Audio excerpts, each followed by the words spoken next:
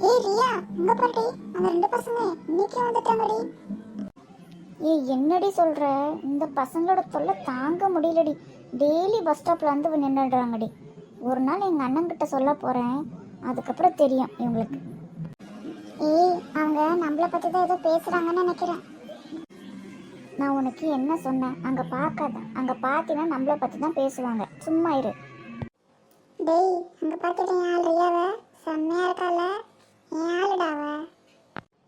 டே ராஜு, இதெல்லாம் நம்மளுக்கு தேவையாடா?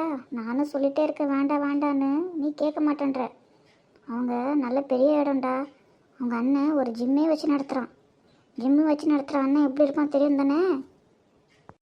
ஏய், அதெல்லாம் எனக்கு தெரியாதுடா. எப்படியாச்சும் ரியாவை நான் லவ் பண்ண வச்சே தீருவேன். இதே மாதிரி டெய்லி அவளை ஃபாலோ பண்ணி அவள் மனசை மாற்றுறதாட என் வேலையை. அப்படியா? அப்போ நீ மெக்கானிக் ஷெட்டில் வேலை பார்க்குறியா? அது என்ன ஆகும்? டேய், அந்த வேலையை பார்த்துக்கிட்டே தான்டா ஃபாலோ பண்ணுவேன். அதுக்கெல்லாம் நான் நல்லா பிளான் போட்டு டைம் டேபிள் வச்சுருக்கேன்டா. என்னமோ போ, விதி யாரை விட்டது?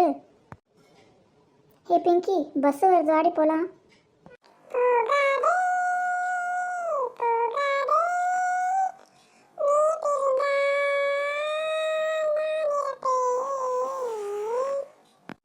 கண்டிப்பாக ஒரு நாள் அதுதாட நடக்க போகுது பாரு.